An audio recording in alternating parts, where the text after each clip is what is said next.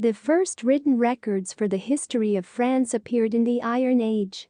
What is now France made up the bulk of the region known to the Romans as Gaul.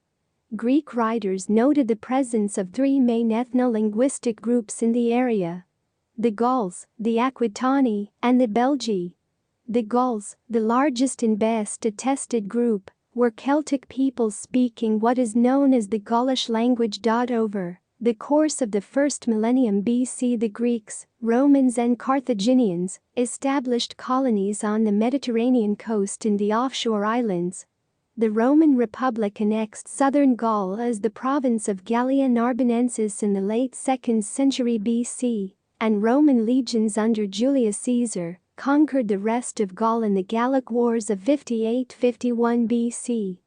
Afterwards, a Gallo-Roman culture emerged, and Gaul was increasingly integrated into the Roman Empire. In the later stages of the Roman Empire, Gaul was subject to barbarian raids and migration, most importantly by the Germanic Franks. The Frankish king Clovis I united most of Gaul under his rule in the late 5th century, setting the stage for Frankish dominance in the region for hundreds of years.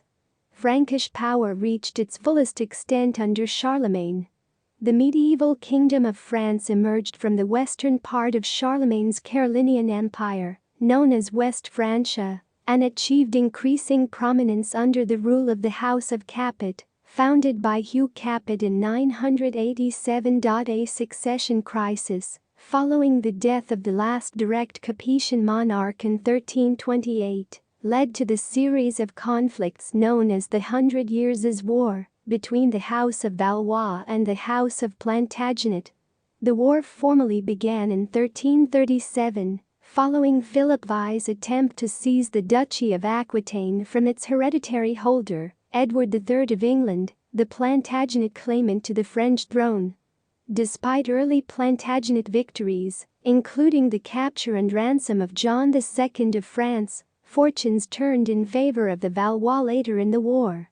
Among the notable figures of the war was Joan of Arc, a French peasant girl who led French forces against the English, establishing herself as a national heroine. The war ended with a Valois victory in 1453.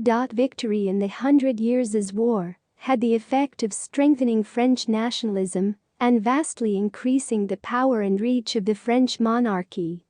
During the Ancien Regime period over the next centuries, France transformed into a centralized absolute monarchy through Renaissance and the Protestant Reformation.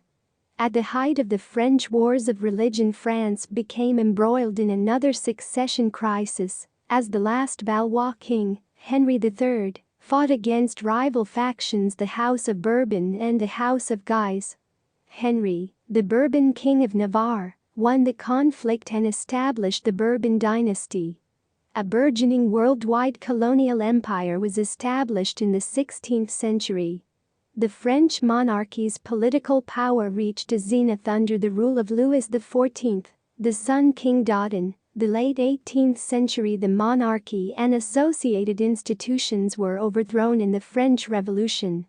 The country was governed for a period as a republic until Napoleon Bonaparte's French Empire was declared. Following his defeat in the Napoleonic Wars, France went through several further regime changes, being ruled as a monarchy, then briefly as a second republic, and then as a second empire, until a more lasting French Third Republic was established in 1870. France was one of the Triple Entente powers in World War I against Germany and the Central Powers. France was one of the Allied powers in World War II, but was conquered by Nazi Germany in 1940. The Third Republic was dismantled, and most of the country was controlled directly by Germany, while the South was controlled until 1942 by the collaborationist Vichy government. Living conditions were harsh as Germany drained away food and manpower, and many Jews were killed.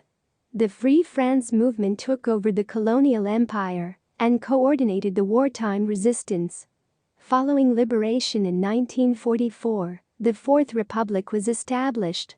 France slowly recovered and enjoyed a baby boom that reversed its very low fertility rate. Long wars in Indochina and Algeria drained French resources and ended in political defeat. In the wake of the 1958 Algerian crisis, Charles de Gaulle set up the French Fifth Republic. Into the 1960s, decolonization saw most of the French colonial empire become independent, while smaller parts were incorporated into the French state as overseas departments and collectivities. Since World War II, France has been a permanent member in the UN Security Council and NATO.